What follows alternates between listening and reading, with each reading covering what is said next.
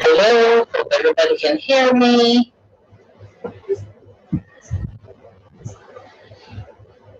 This is this.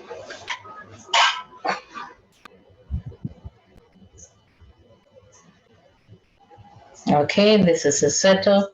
This is the testing for our beginning of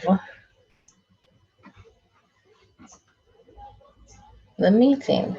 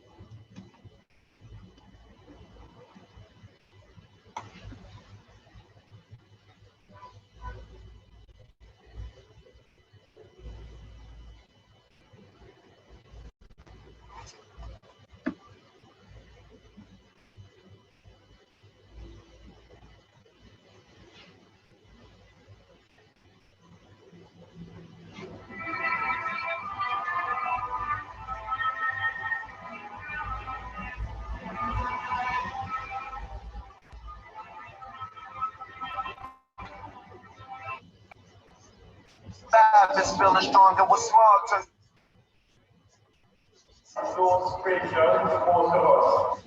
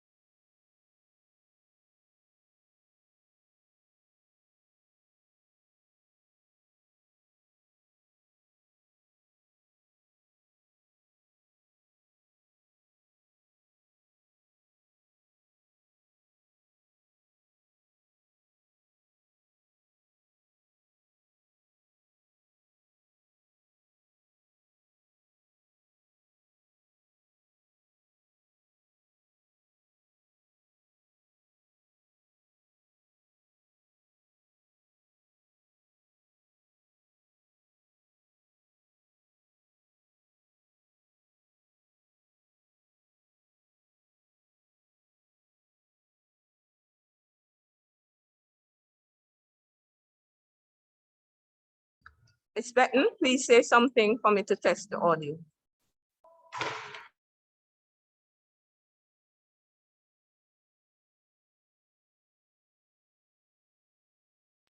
Hello, everyone. Good afternoon. I hope you're hearing me clearly.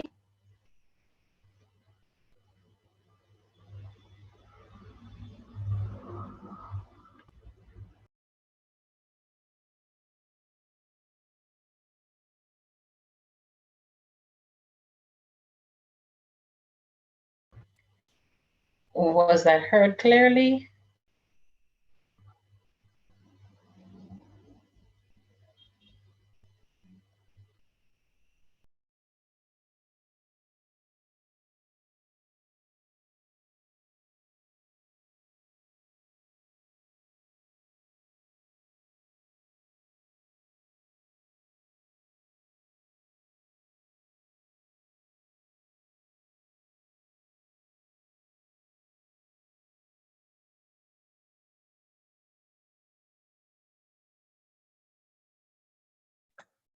Speak again, please.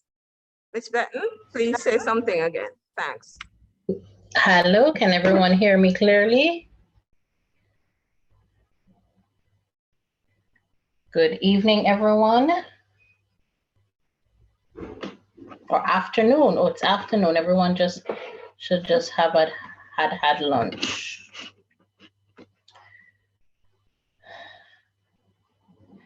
Was that heard clearly? Yeah, tú puedes me oír.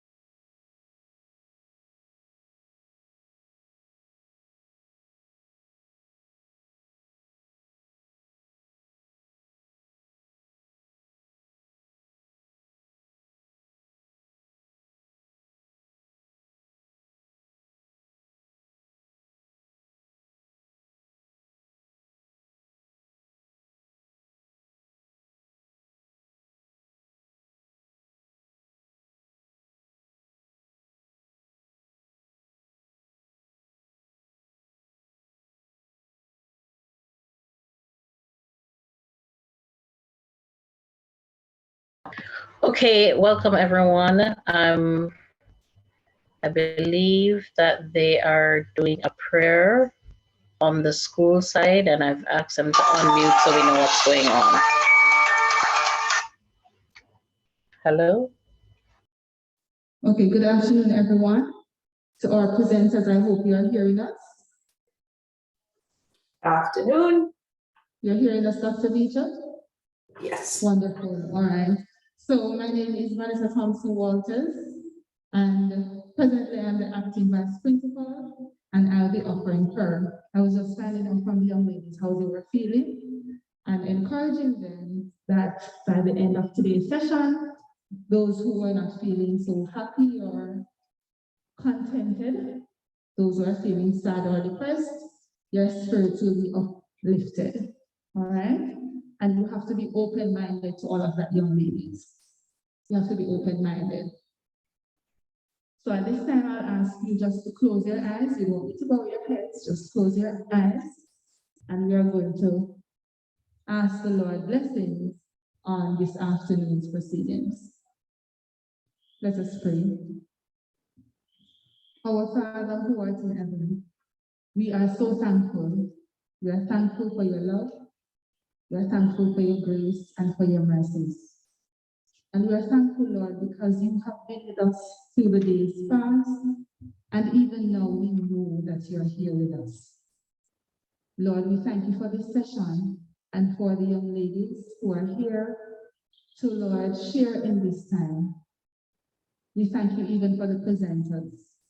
And we ask that you will inspire them so they will inspire these young ladies. Lord, we ask that you will be with those students who may not be the best of spirits now, for one reason or the other. We ask that you will reassure them of your love.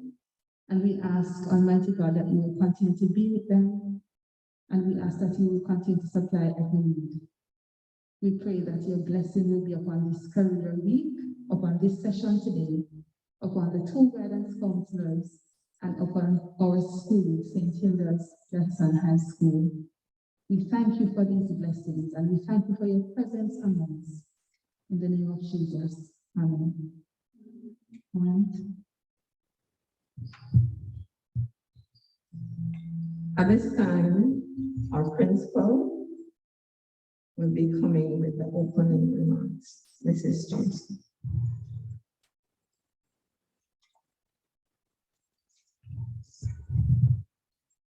Good afternoon, everyone.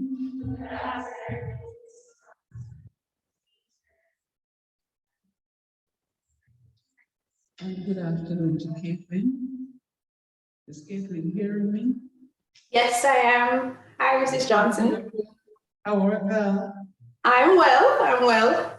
Good to see you, Dr. Caitlin. Thank you. And welcome home, even if it is in the virtual space. Thanks so much.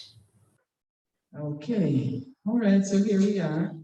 We have not met in this fashion for the past 2 years. Due to the COVID-19 pandemic, we've had to be meeting virtually. So this is still a hybrid activity because our speakers are coming to us virtually. Yes? But it is good that we're able to meet in this fashion. And you're here for your career talk. How many of us know what it is that the career goal that we want to pursue? How many of us, I see some hands are going up, and nothing is wrong if at this stage you don't know. Absolutely nothing is wrong. Yes? We see some hands, and guess what? Even for the hands who went up, young lady in the St. Hilda's Mass, what's your career goal? I'm not hearing you. A hotel manager. And you know, maybe by the time you get to grade 11, you change from that big dream of being a hotel manager. Yes, that's how it is. This minute, some of us are convinced that we have the conviction, and from our eyes or at our knees, we knew what we wanted to be. And nothing will change that. While others, this minute, I want to be a doctor, nurse, a teacher, engineer, and then somehow you keep wavering. Which one will it be? But what I would say to you in my opening remarks is follow your passion. Follow your passion. There are times we do things because somebody in the family wants us to do it. Mommy wants us to do it, Daddy wants us to do it, you're not. Maybe you're following somebody else's dream. But what is your dream? What is your passion? Do we know what it is that we love, what we enjoy? And we're just doing, and I'll tell you something.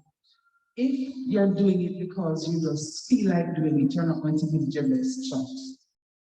If it is to earn a salary, you're not going to give it your best shot because you'll be waiting just for the end of the month to earn that salary. But during the month, what it is that will give you satisfaction? What it is, what is it that will give you that satisfaction? Yes? There are some people who say, can't find anything to do right now. And I'll tell you, some of your sisters who have qualified themselves here at St. Hilda's, a year goes by, 2 years, and they come back with a JCF form. What is a JCF? Right. And I ask, do you really want to go into the police force? Invariably, some girls say to me, no, miss, but it is something to do. You can't live your life just, pursuing something to do. What did I say earlier? Pursue your passion. That is something that you really want to do, not something just to stop a gap. Some girls have even said to me, miss, we earn a little stipend when we're in training. So I'll have a little money, miss, I'll get a little money in my pocket. And I'll tell you something, a career path, that passion, it's not just about the money. In the final analysis, it has to be service to mankind, service to our fellow men. When I chose teaching, at some point I thought of a nurse, and I was really, really thinking there. And then I said, perhaps I'm not going to do so well in the hospital setting. So I was deliberate in choosing the teaching career. And I said to myself, it will be an honor to help in shaping the lives of young people. And I was also very deliberate in choosing secondary education. I didn't choose primary or pre-primary because I said to myself, I'm not so sure how I will deal with the babies. So let me work with the teenagers. And I don't have a moment's regret. I do not have a moment's regret. I've been here at St. Hilda's for 20 years. And I have not lost my zeal. I have not lost my passion. I still want to see the young ladies in the making at St. Hilda's do very well. We still want to see you excel. And as I said to you this morning in general devotions, you are our clients. And we ensure that we give you what it is that you need to find your niche out there in the world. So as we open the week, Miss Hines and Mrs. Kelly in her absence, let me say, and it bears repeating, follow your passion. Find that career that you're passionate about and follow. Do not follow somebody else's dream. Follow your dream. All the best for the week. And be sure to listen keenly to the presenters. And I know, as St. Hilda's bright girls, you will have some questions when that time comes. Have a good week. Caitlin, it was good seeing you again. And who else am I looking at? Not sure who that is. But Caitlin was up there earlier. All right, so back to you, Ms. Hines. Thank you, Mrs. Johnson. On behalf of the St. Hilda Diocesan High School, our principal, vice principal, students, and teachers, we welcome our specially invited guests who will be our presenters this afternoon. We know that career is an integral part of our lives. Along with studying in school, it is very, very important to have a career goal. And Mrs. Johnson just mentioned that. Therefore, in our school, we want our students to be exposed to different careers and the requirements for matriculation to these. I am sure that this event will be profitable, and in the next few hours, I want you to sit back, relax, and enjoy what will be presented to you. Once again, welcome to our specially invited guests, teachers, and students. At this time, our first presenter will be Dr. Marla Bentley, and I'll do the introduction of Dr. Bentley. Dr. Marla Bentley graduated in 1999 from the St. Hilda's Diocesan High School, where she served as an active member of Girls Guide Prefect. She completed her first degree in zoology at the University of West Indies, Mona, in 2008. Then a doctor in medicine in Cuba. She returned to Jamaica in 2013, where she worked at the St. Anne's Bay Hospital for a few years, before moving to Kingston to pursue a diploma in family medicine at the University of the West Indies. Currently, she's a dedicated family physician with emphasis on chronic illness, management, pediatric care, pediatrics care, and mental advocacy. At this time, let's put our hands together and welcome Dr. Tamara Bentley. Hello, good afternoon, everyone.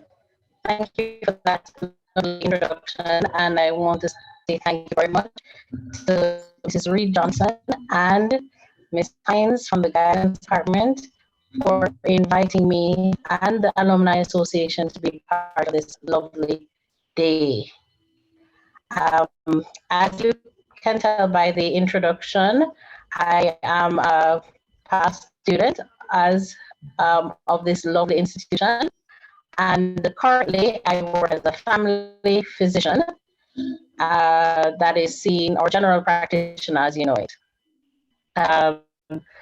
How did I become a doctor, and when did I know that this was going to be my path? And my aim today is to just kind of bridge the gap between the person I was when I was sitting in the seat there in third form to the person I became many years later at this position. And what I want to leave in my brief message today is to just encourage you to see any vision, anything you want to do in the future is possible, and know that it is possible. And the foundation that you're getting at St. Hilda's is going to make that happen for you. So you must be saying, what in the foundation at St. Hilda's did I get to help me to get where I am? Well, luckily, we have requirements. We have to do our basic subjects. We have to do our math or English. We have to do our mandatory, maybe I think science is now, and maybe computer science. But all the basic subjects actually made me qualified to be able to enter university and advance myself in my career path. Although it was a long, windy road, you would have success mixed with failure, and you always have to just keep on going and trying and trying. So anything you want to do can happen.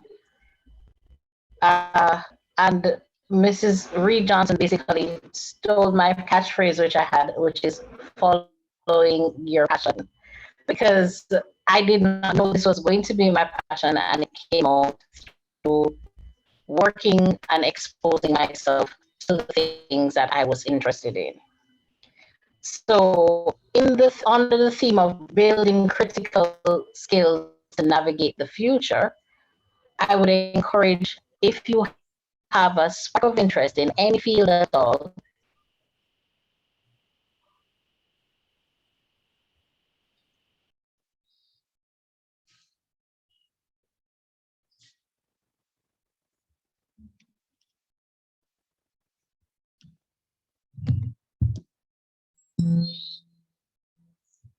Dr. Benton, we're not hearing you.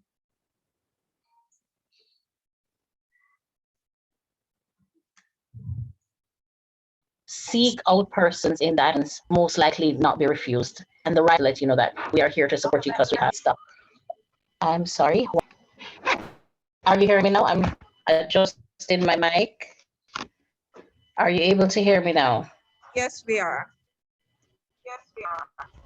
Okay, it seems to be a dip in my internet connectivity. I apologize for that. Would you give me a guide of where we left off, what point?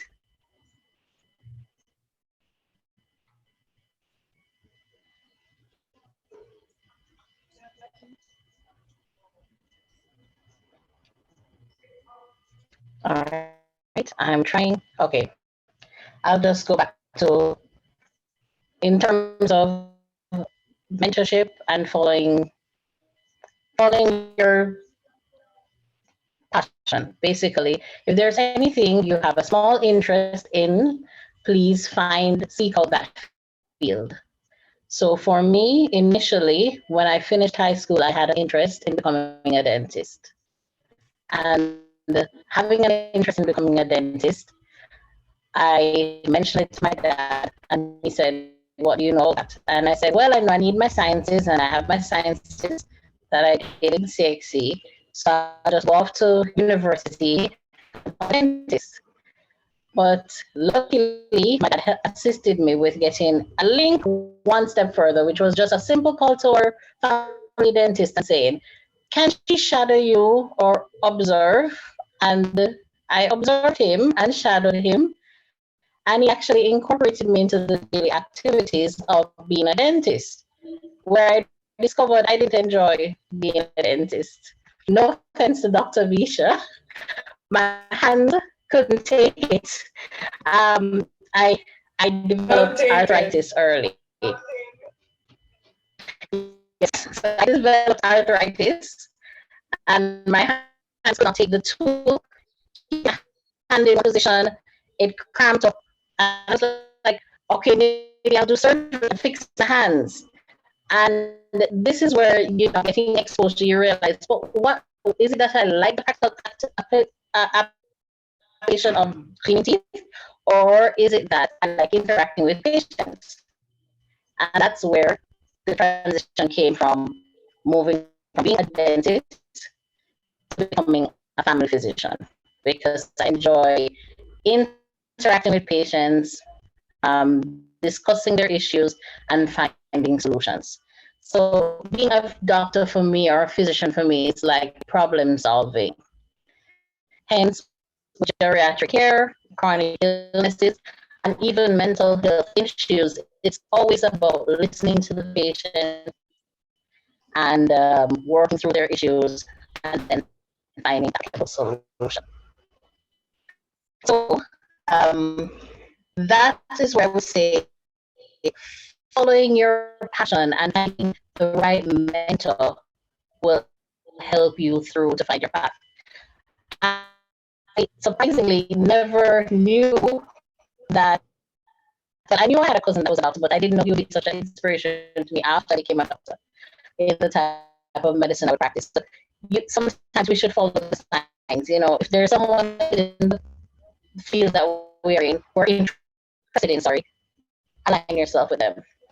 But definitely the base that St. Hilda's gave me at selecting those basic subjects that I had to do wide allowed me to complete the different steps that helped me prepared for my opportunity. Because at all times you have to be preparing or moving towards your goals.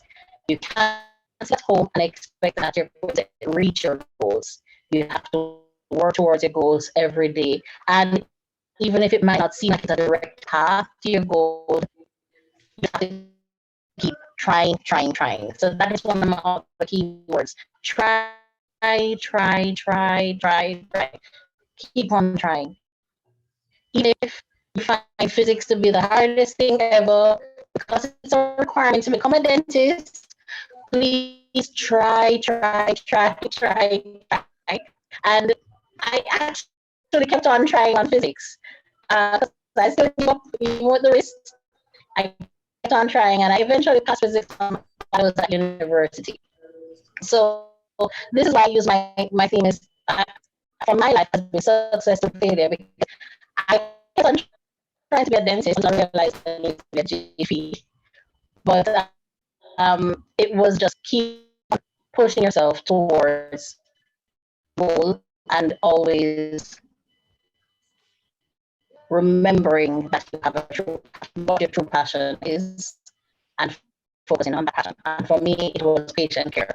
I fell in love with the idea of being a dentist. I went to the clinic to get my teeth cleaned, and I saw all of these people going there lined up, and they were so happy. And when they saw the dentist come, they were so excited, and the difference that everybody felt after they all got their teeth cleaned.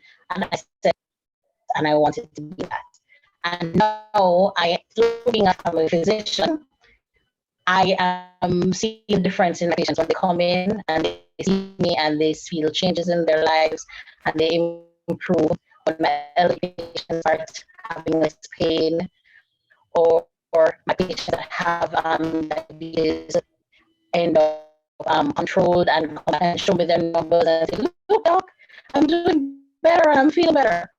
That makes me feel so much, like I've achieved something, and that brings me true joy. So when you do what you love, it doesn't feel like you're working. I love what I do currently, and I just enjoy going to work every day, and because it's a good profession, I get rewarded financially, of course, for my work. So I shortened my presentation because I don't want to go into the time for anybody else, but I will be open for questions and answers at the end. And thank you so much for having me, and thank you so much for listening.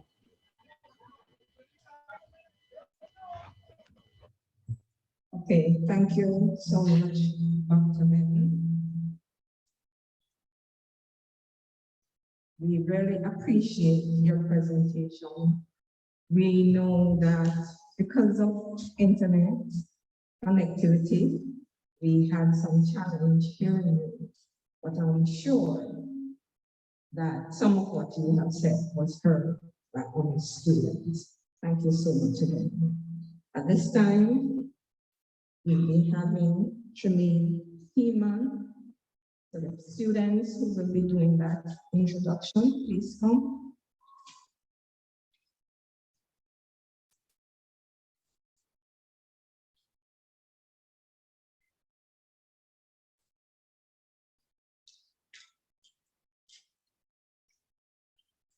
And please sit up for me, everyone. Put your bags down and sit upright. Thank you.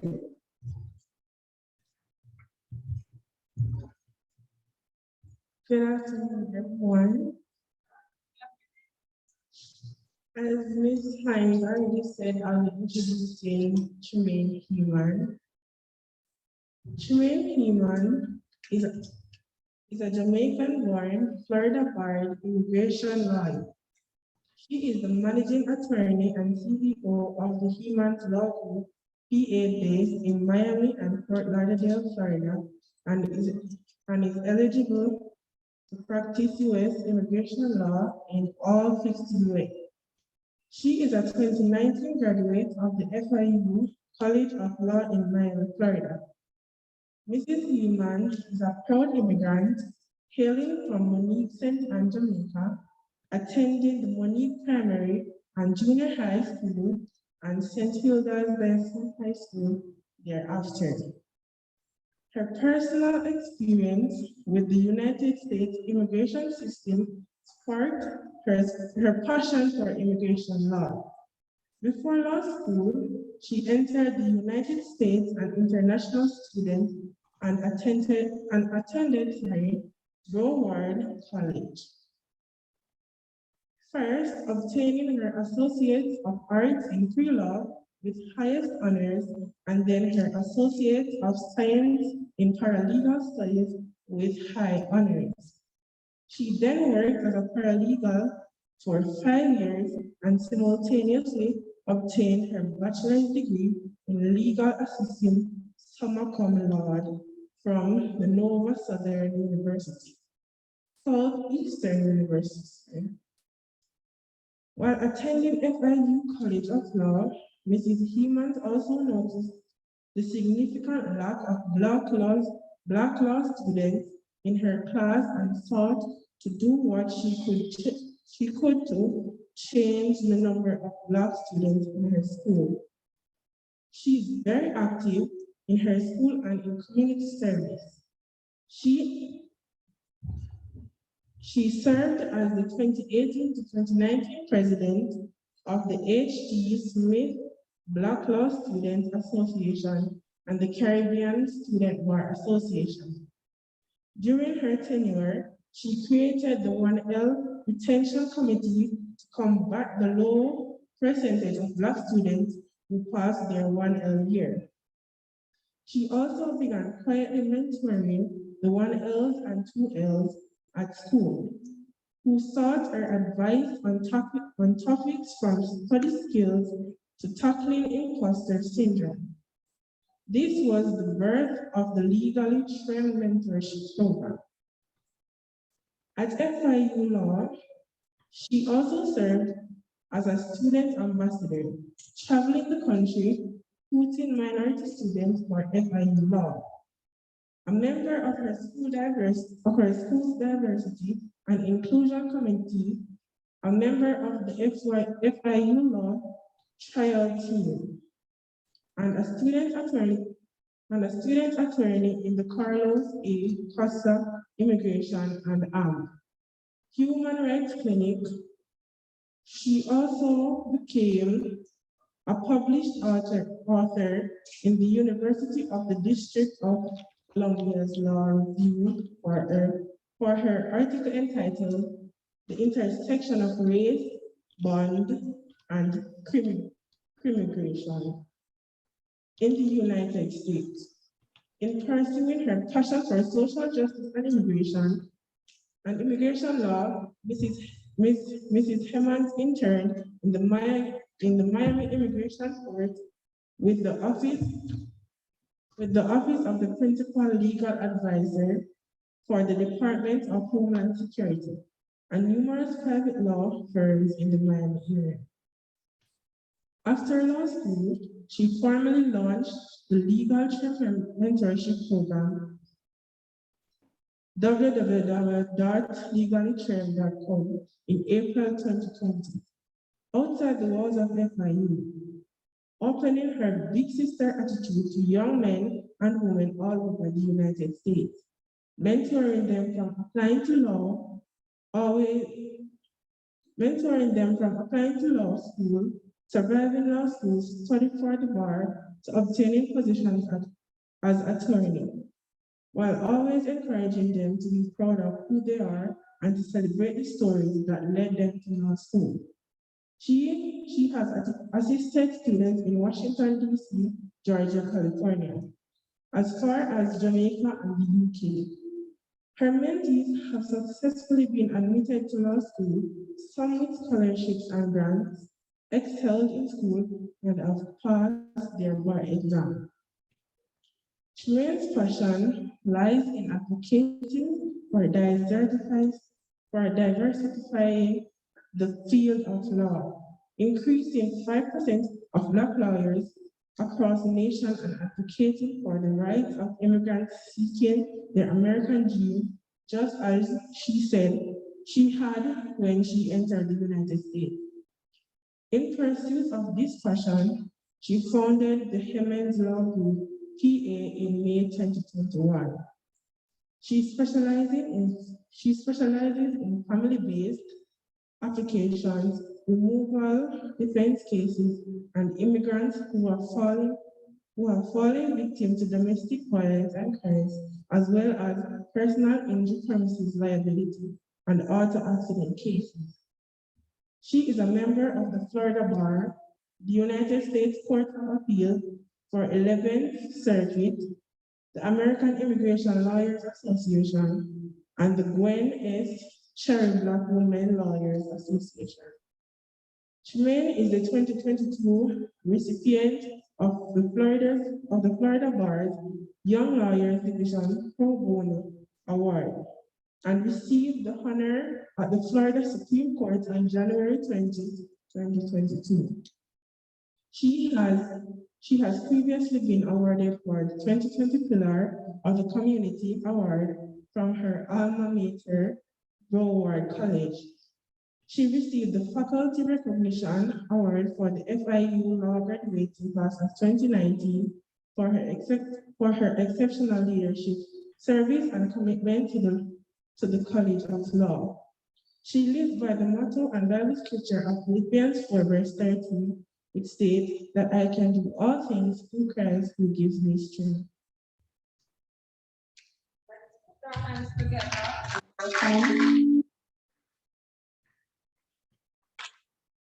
Hello, everyone. I'm so excited to be back again for another career day.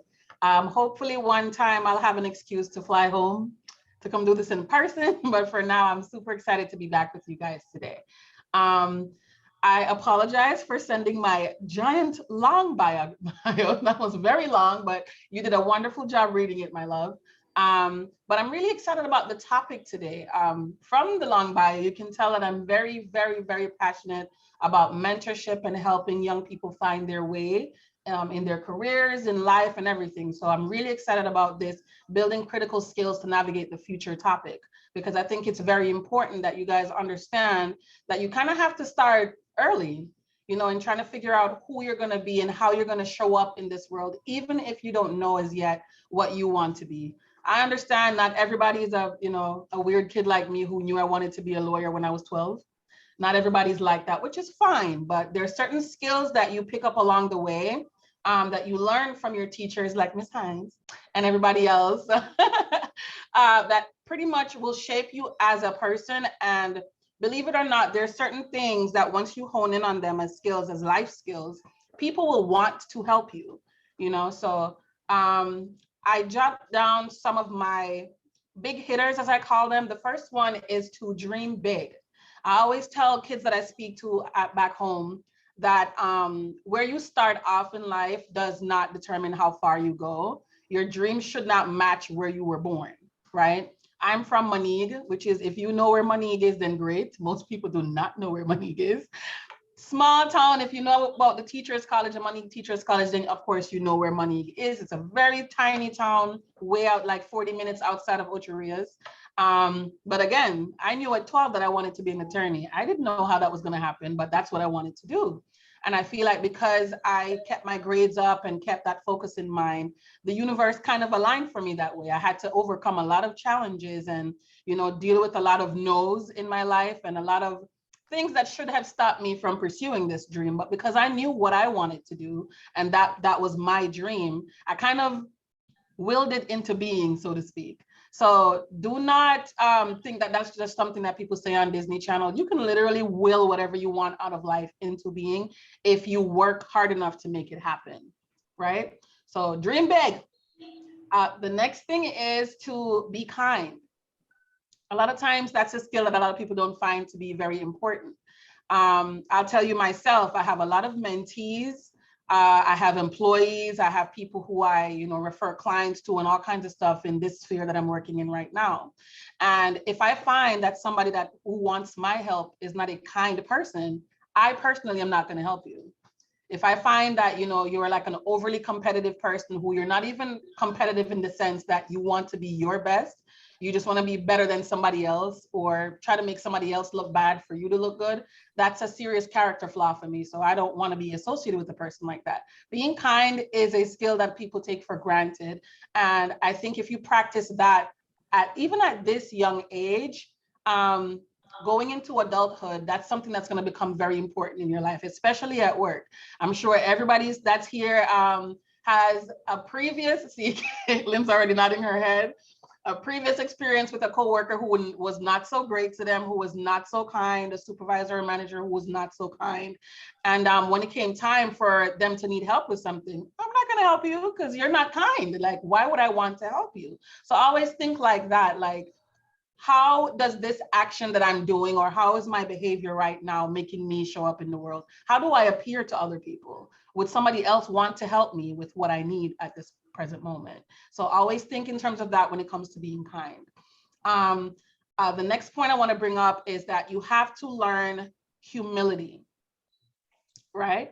And humility is kind of a strange concept to learn when you're young, because we tend to think we're invincible and I deserve everything, which is true. You deserve the world, right?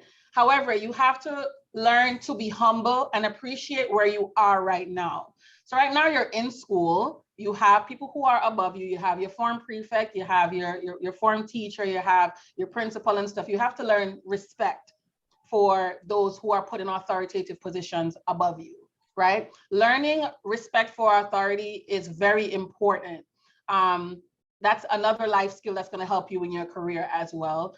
Learning how to respect people, and just, you might think you know a better way of doing something, but that's not your lot at the moment, okay?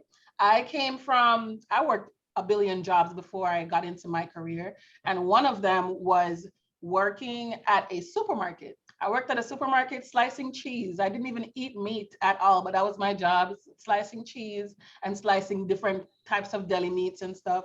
And being a young, impressionable person, I felt like I knew all kinds of different ways to make things work better. But there were people in place there were systems in place for years before my little self got there. But here I was thinking I was just going to come in the people in the supermarket and shake everything up and make it so much better because I'm so amazing. No, learn how the systems work first. And then if you still feel like it's something that could be improved, you bring it up to your supervisor, bring it up the proper chain of command to get things done properly. Little things like that will work out in your favor. So right now, you might want to do something that you might have to put through your form prefect, put through your principal, put through your teacher.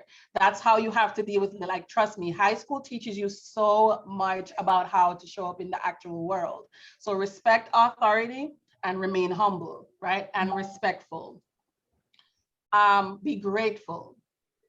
I have gotten help from a lot of people along the way. Again, when I came here, I came as an international student. My mom worked 2-3 jobs to put me through college. I did not have any way of becoming an attorney without working with people who mentored me and saying thank you. Saying thank you is so important. It's more important than you might realize. There are a lot of people that I said helped me along the way, and all of them will always tell you that I am a very grateful person. Being grateful and showing and expressing gratitude make people want to help you. You want to help someone who is a humble person, who just wants to learn and wants to do well, who will tell you thank you, not just for the sake of saying thank you, but being grateful in a manner where, because you have done so much for me, now I want to do it for somebody else. That level of gratitude. So having a grateful heart is like the golden standard for me. The next thing you can learn at this age is to hold yourself accountable, right? A lot of times people tell kids, you're young, you have time, you make the mistakes now, which is true, but you have to hold yourself accountable. There's very few things that are in your control right now. But as a young girl, I went through a lot when I was in high school, and my guardian at the time told me that there's a few things that I can control. It's my grades, who I interact with, and how I carry myself. You can't control most of the things that are happening in your life, but you can definitely control the grades you get, because you are the one studying for the classes. You are the one handing in papers and stuff like that. So you get to control that. You know what I mean? So that, who you interact with, trust me, when I was younger, they used to beat us in the head with this statement, show me a company and tell you who you are. And I will say it with an eye roll that it is very true. That is something that is so true. Your company and the company you keep can literally determine your trajectory in life. right? You want people around you who are going to push you to do better, but still be kind to you and supportive of you. So you have to be careful who you have around you, and then how you carry yourself. I once got an internship because the lady liked my sweater. To this day, and that was the biggest internship I had in law school. The thing is, here in high school, college, and everything, people are more laid back. I'm used to being a lovely lady in lavender. Okay, my uniform was starched and fabulous when I was in high school. So of course, that's how I carried myself when I came here. Just because I could wear casual clothes don't mean I have to wear a sweatpants and Crocs to class every day. Absolutely not. So I always carried myself really well. And when I got to law school, I didn't see that as something different. Whereas most of my classmates were in gym wear because we were literally at school for 12 to 15 hours a day. But I was going to be in something with a zipper and pockets and buttons though, because I'm in law school. So I actually got my biggest internship with the US government because she liked the sweater I was wearing. I wasn't even going to speak with them for an internship. And we just struck up a conversation because of that. So you never know who you're going to meet in this life, and how you carry yourself, whether you like to believe it or not. It is a little superficial, but this is your first impression. People see you before they speak to you, before you even open your mouth. So if you're not well put together, you might not make that connection that would have probably been life-changing for you. You never know who you're going to meet. I remember in high school, I was in everything. I was in Spanish club. Don't remember a lick of Spanish now, which is terrible.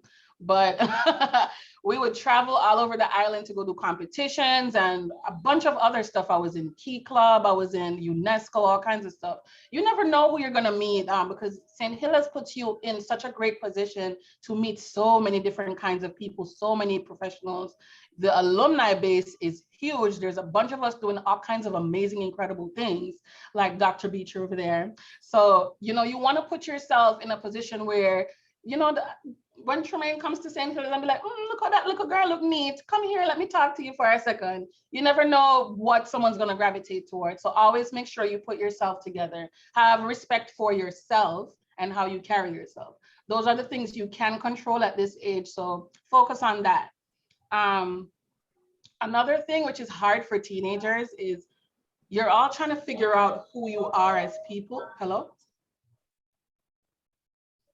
You're all trying to figure out who you are as people, and what kind of adult am I going to be? Or maybe you're not even thinking about that yet. But something else that you should really consider is to know that you are worthy of everything that is good, every blessing that this life has to offer. You are worthy of it, no matter what a friend or a family member may be telling you, or what circumstances you're dealing with. You're worthy of it. And because of that, you should be confident in yourself, right? You speak nicely to yourself. Speak nice words to yourself. If you don't remember anything else I told you today, please learn to be kind to yourself. When you hear the negative thoughts in your head, I want you to see me tearing up my eyes like this, like, no, we don't do that, okay? No one owes you anything in this world except you. You owe yourself the most in this world, and the least you can do for yourself is to be kind, okay? We all have things that we want to change about ourselves, and this is something that you might struggle with into adulthood. All of us struggle with this sometimes, but remind yourself of something you like about yourself every day. My dad used to make me do that when I was younger, and I thought it was weird because why is my dad telling me to say my hair is nice this morning? Look, man, I have to be on the bus by 6 a.m. I don't care about this, but okay, I like how my hair is styled today. Like anything, just pick something on yourself that I like today. What do you like about how you look today? How do you feel today that makes you feel great? What grade did you get that made you feel good about yourself? Always be kind to yourself. Practice that, and trust me, that'll be like a life skill that's going to be super important.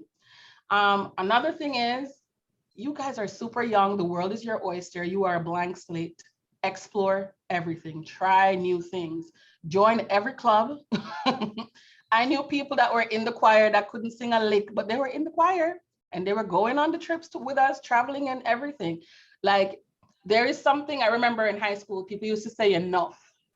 Like that's something bad, to like want to do things. That's stupid. Whoever says that, people used to say that about me all the time. You just roll your eyes and keep going. And here I am, my bio was long as my entire body, because I'm still involved in everything. I want to do everything. I want to try new experiences. That's where you meet the people that might change your trajectory. You might meet someone that helps you figure out what kind of job you want to do. You never know. So be open to new experiences, always. The good ones, okay? Not everything's good now, but the good experiences that you're presented with, try to explore as much as you can. Going back to being kind to yourself, there will come a point where someone asks you why they should hire you for a job, why they should accept you as an intern, or why you deserve a certain grade, maybe. You have to be comfortable with selling yourself and telling them that I am the right person for this, and this reason. Practice now. What is different about you that is not the same for somebody else? What is your focus as a young person that might make someone go, wow, you are different from the other kids that I've met? Always be confident in speaking about yourself. No, that has nothing to do with humility. And that's when I say some people struggle with humility a lot, because they think to be humble means that you kind of have to downplay your achievements for other people's comfort, right? And I am saying that while I was texting Caitlin saying, oh my God, this bio was so long. So while I'm saying it to you guys, it's still things that we're all learning as adults, but I really wish someone had said that to me when I was a teenager. Be confident in yourself and be confident in what you bring to the table, even if you're just a teenager in the 9th grade. Like, that doesn't mean you don't know anything. You know, I had friends in grade 9 who took math and English and half the CXC subjects already while I was just trying to figure out how to tie my shoes. Okay, there are some of you who are already have it together in grade 9, and that's great. Be comfortable in speaking about yourself and selling yourself in the rooms where it matters. You know, so never be afraid to sell yourself. Right, so the next thing I want to end on, really, because I just realized that I think I'm going over my time. Have a mantra. It's weird to say that, but if there's something that you gravitate towards, it could be SpongeBob, it could be something from Harry Potter or whatever the hot thing is right now. If there is a phrase in something or a Bible verse that stands out to you, hold on to that, right? Mine is Philippians 4:13, and I'll tell you a little story behind that. When I was taking the CXCs, I was moving to America, and I knew I was moving to America in December. So of course, I really didn't care about taking the exams at all, because I was like, this is not gonna matter. It's in my mind, right? At that age, I was like, none of this matters. It won't matter anyway. Who cares about what grades I get? But I soon learned through my guardian that was a way for me to tell myself that I wasn't worthy of whatever good grades I could come out of school with, right? So I had tricked myself into saying, oh, it just doesn't matter. Because if I think it doesn't matter, then if I get a bad grade, I won't be crushed, right? She said, that's what you're telling yourself. But you have to remember that you can do all things through Christ who gives you strength. And when I tell you, I use that to this day. When I was in law school, that was written on every exam sheet. It was written on every exam sheet when I was taking CXC. She repeated to me every single morning before I left the house. And that has been my mantra. I draw strength from it. When I complain about things, my mom reminds me of it. It's a simple thing, but I promise that can be helpful in your career and your life as well. So that's my little speech. I'll be here for questions if you guys have questions after. Okay, thank you, Mrs. Emmons. And it's good to see you. Some of your teachers are here, and I'm sure that they're happy to see you. All right. At this time, we have presenting Mrs. Dexon Brown Grant. And by the way, Mrs. Brown Grant is Mrs. Angela Brown's daughter. Okay, and she's a past student of the St. Hilda's Diocese High School. The student who will be introducing her, please come right now. Thank you.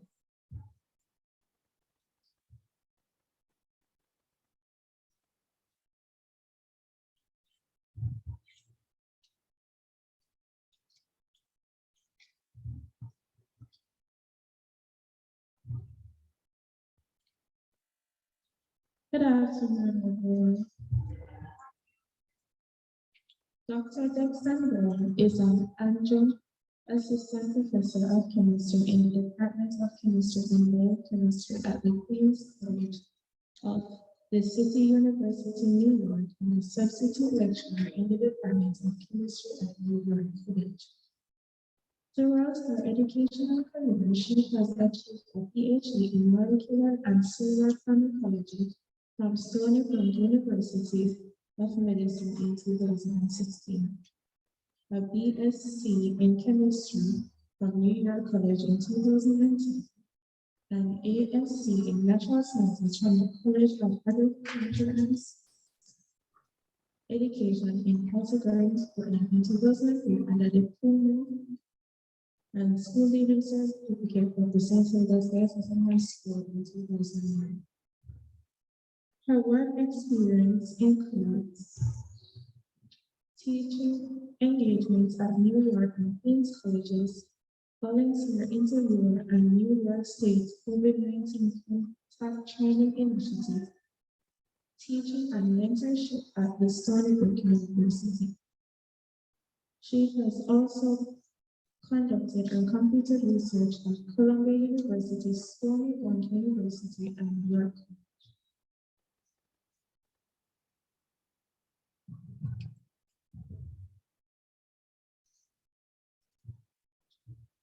She is skilled in cellular biology, molecular biology, biochemistry, protein chemistry, animal manipulation, and development of biology. Dr. Brown has done publication and presentations in the National Society of Leadership and Success, York College, New York Academy of Sciences, Women in Science, Technology, Engineering, and Mathematics, and the American Association for Advancing Science. She is the recipient of the certificate in effective college instruction from the Association of College in June 2021. City University of New York Online Teaching Essentials in August 2020.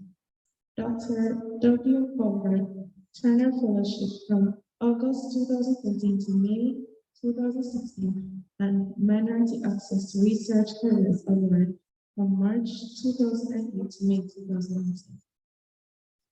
On a personal note, Dr. Brown Grant is a Christian, wife and mother of 3 children, one daughter and 2 sons. She is the only daughter of her parents, Angela and Dexter Brown, and the sisters of 2 brothers. She enjoys reading, gardening, bike riding, traveling, and relaxing on the beach whenever it's possible. And she also enjoys baking cakes. Help me give a very warm welcome to Dr. Dexter Brown.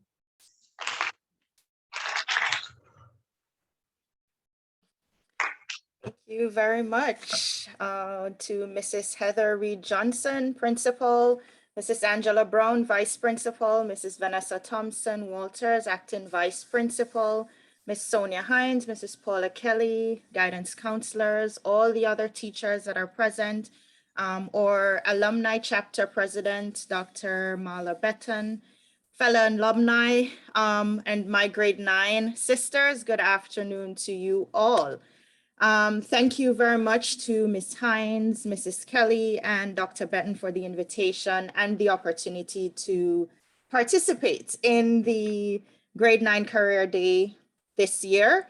I had the opportunity to listen in last time you had career day, and it was very inspiring. Many thanks also to the St. Hilda's family, the St. Hilda's family members who helped to nurture me and saw to my academic, personal, and social development. I really appreciate all of the impacts that you have made. So to my sisters, your Career Day program today is giving you the opportunity to ask yourselves, or to start asking yourselves, what can I do in the future? What are my career choice options, right? And you may think, I'm only in grade 9, right? Why is this important? Why do I have to start thinking about this right now? But every career has a specific body of knowledge. There are specific skills that are associated with your career choices, certain attitudes and attributes that you will need in order to pursue specific careers. Now, right now, as you are going through, well, starting in grade 7 and all the way up to this point, you've been exposed to different subject areas: natural sciences, social sciences, business, arts and craft, languages. And so these are some of the subjects that you're going to be thinking about now as you try to make your decision as to what pathway do I want to follow going forward into developing my career aspirations and dreams. And so also by the end of grade 9, you're going to be choosing your subjects that you'll be taking on with you to CXC, the CXC exams. And you know, those are going to be more focused. So now you're kind of sampling everything, but going forward, you're going to be honing in more on your specific subject decisions. And so come September, these are going to be the classes that you're going to be taking on for the next 2 years. Now, timing is very important, right? And as Tremaine mentioned before, it's not too early to start thinking about what your career is going to be, right? So timing is very important. You don't want to delay. If you found a passion, if you found something that you are passionate about, don't delay in trying to explore to see how far can I take this, right? So do some research, listen to the presentations that you have the opportunity to be a part of. Follow-up discussions with your teachers, with the guidance counselors, and your parents as well, to help you to kind of mold what it is that I can do going forward. Now, based on my profile, you may have realized or should realize that I specialized in the sciences, right? So while I was at St. Hilda's, I studied biology, chemistry, physics, along with our compulsory subjects at the time. Now, by the time I got to grade 9 and I had to choose my subjects, I had already made a couple of decisions. One, I didn't want to become a teacher because, you know, teachers, they do a lot of work, a lot of work. I appreciate everything that they have done for me at that point. But I was terrified of public speaking. So I knew that I didn't want to be a teacher. I don't want to get up in front of a class of, you know, how many students and talk about a subject matter. And maybe somebody's going to ask me a question and I don't have the answer to it. So I said, not a teacher, anything else but a teacher. So instead, I settled on becoming a pharmacist. So I chose my subjects, so all the natural science subjects, so that I could pursue my passion to become a pharmacist. So by the end of high school, I was set that this is what I wanted to do. I was laser focused, so I had the subjects in mind. I know Dr. Benton said something earlier when she said that Physics is hard, but we know if you're going into the sciences, you have to do physics. It doesn't matter what part of this field you want to get into. Even if it's one semester, one term of physics, you must do it, you must pass it, right? So that's something that I also struggled with. So I had that challenge with physics. But I decided I want to become a pharmacist, so I'm going to overcome the physics challenge. So I focused on that. And after I left high school, I didn't pass physics in high school, but I was determined to become a pharmacist. So after I graduated, the next step, of course, was to get into pharmacy school, right? After high school. But when I went to apply to UTech, I realized two things. One, I was too young to get into UTech at the time. And two, I needed A-level subjects in order to be considered for matriculation, right? So when I graduated St. Hilda's, of course, we didn't have a sixth form then, But rest assured, if there was a sixth form program at St. Hilda's when I graduated, I would have been one of the first people to enroll, and then I would be on my way to becoming a pharmacist, right? But never happened. So instead, I applied to go to CASE, College of Agriculture, Science and Education. I submitted my application and I was called in to write an essay because, again, I was too young. So they wanted to make sure that I was, I guess, ready, mature enough to be able to enter the program. So they asked me to write an essay to accompany my application to the program. I have no idea what the topic of that essay was, but whatever the content was, it was good enough to get me into the program. So I earned a spot in the associate degree program at CASE, and I stayed there for 2 years.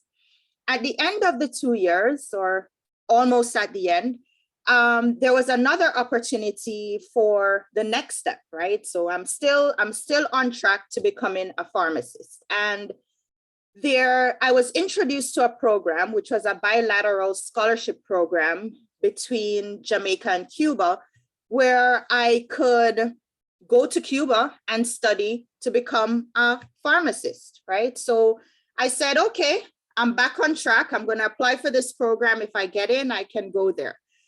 So I did that, and I was offered a spot in the program. I accepted the spot. And so in 2003, I went to Cuba.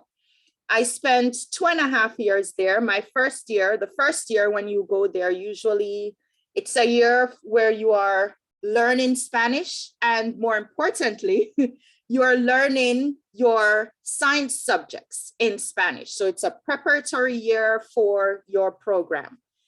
The next year you move into your into the core subjects for your actual field of study, right? So first year, I completed the first year, I completed the second year and a half of the third year. Then I migrated to the United States, right? So got a little derailed there, but then when I got to the United States, I was back on track, right? Back thinking about how can I become a pharmacist? So I researched the requirements that I needed in order to pursue my goal to become a pharmacist. And this led me to enrolling in the chemistry degree program at York College in order to fulfill my prerequisite requirements to apply to pharmacy programs. While I was doing my degree at York, one of my professors, he introduced me to what we call the MARC program, which is it's sort of like a scholarship program, but it's more geared towards providing research opportunities for students who are completing their bachelor's degrees. And it's for minority students, so Black students, Latinos, kind of thing. So this program offered me the opportunity to conduct research. So I started doing research while I was studying. And a bonus to this program is that they give you a stipend, right? So who doesn't love a stipend? This supplemented my income because while I was studying at this point, I was working full-time, I was studying full-time. So a little bit of extra money is great, right? So school in the day, working at night. So while I'm doing this, I started to develop an interest in research and the other things that, all the other possibilities that could be opened up pursuing research. But I still had my mind on going to become a pharmacist. So as the end of my degree was coming closer, I applied to pharmacy programs and I said, you know what, I'll apply to some PhD programs as well, just to, keep things open, keep my options open. I visited several universities. I went through a series of interviews. I got several rejection letters and I received an acceptance letter from Stony Brook University. And I ended up going to Stony Brook to pursue my PhD. And so for 6 long years, I was there doing my PhD research and everything else. Now, one of the things as I went through is I realized that I like doing research, but it was not my passion, right? This is not where I started out. So it wasn't my passion. And so somewhere along the line, it clicked that this is not really what I wanted to do. Now, our school motto, Res Savere Verum Gaudium, says it best. Hard work and dedication, with hard work and dedication, we can achieve anything that we want to, right? So even though I did not complete my degree to become a pharmacist, not yet anyway, you'll notice there's still time, I'm still young. You'll notice that my degree in molecular and cellular pharmacology, this degree now equips me with knowledge and skills in cellular biology, molecular biology, among other things. And so now with this degree, I understand a little bit better how the body works, how biological systems work. I also, even though it's not my passion, I can, if I want to, start a research group, right? I can do research that's based on developing drug therapeutics or understanding how drugs interact with different biological systems, right? So as I pursued my goal of becoming a pharmacist, I developed some skills along the way that I find will be very useful at the end, right? So I didn't get to my ultimate goal, but I still picked up some skills along the way, and it's all very useful in helping to develop the whole person. So, but in my current role, I get to fulfill another goal that I had all the time in the back of my head. And this is to help people in whatever way that I can. So as I am teaching, I am nurturing, I am mentoring. And so this also fulfills that goal that I've always had as well. So my sisters, you are being given a very unique opportunity by our school, through the guidance department, and through the Alumni Association to build a very valuable network of individuals who through sharing their life experiences can help you to become even better prepared with the critical skills that you will need in order to find your niche, right? Whatever that is, in order to ensure you have a successful future, right? So one of the things that we emphasize a lot in, and I think this goes without saying, in whatever career you find yourself, it's always good to build a network. As many people as you can add to your network, because at some point in time, you can call on someone, right? You say, oh, I know this person, they have some experience with this. Then they can give you some advice to go forward. Or if you don't know that person, you know someone who knows someone, right? So continue to build your network through the resources provided through the school, and you will find what it is that what drives you and what it is that you need to do in order to fulfill your skill set requirement to build a successful future. Thank you again for having me, and good luck to you all.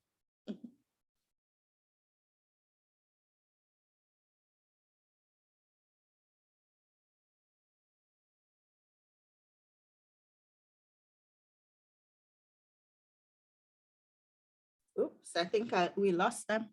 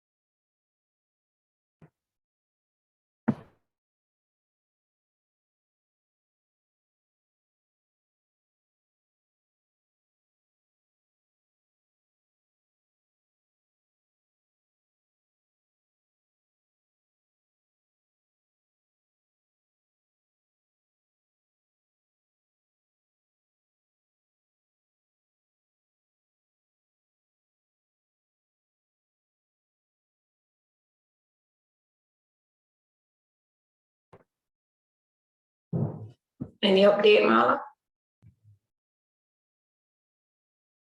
Hi, Dexon. Caitlin, how are you? I'm good. I'm good. Seen you in a long time. Long time. Yes. We're running around St. Hilda's as parents of children of teachers. Teachers, yes. Before we Okay. I want to thank everybody. I want to thank everybody who was able to present today. And due to technology and the constraints we have, we seem to have lost the students at the auditorium. But we'll be ending out today after Dexon Brown Grant's presentation. Gracias por su presentación y yo quiero que ya yo no sé cómo hablar más en español. Gracias, señora Brown Grant. Dr. Caitlin Beecher Williams, who wasn't able to present, will be our first presenter for tomorrow's session. Thank you to Mrs. Tremaine Hemans. Thank you to our other presenters before. We have, my brain is going blank. Who was before? Who was before me? After me? I've lost track. Did I say thank you to everybody? And Tremaine, then Dexon. Yeah. Okay, yeah. Yes. Thank you to me. That's Dr. Marla Benton for presenting. You know, I say thank you. And I look forward to seeing everyone tomorrow. And we'll organize offline how to do it. Wonderful session and look forward to seeing you tomorrow. Thank you. You're welcome. Thank you. Fue un placer.